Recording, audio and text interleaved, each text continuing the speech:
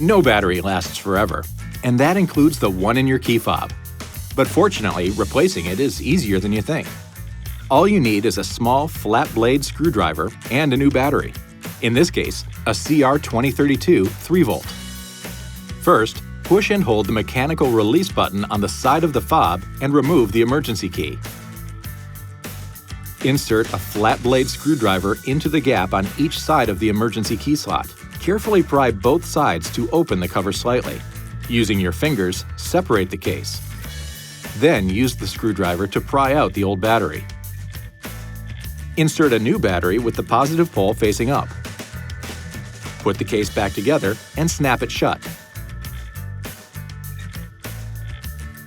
Now, just reinsert the emergency key and test the key fob by pressing a button. If the LED light blinks, you're good to go. This video is not intended to take the place of your owner's manual. For complete details and other important safety information, please see your owner's information.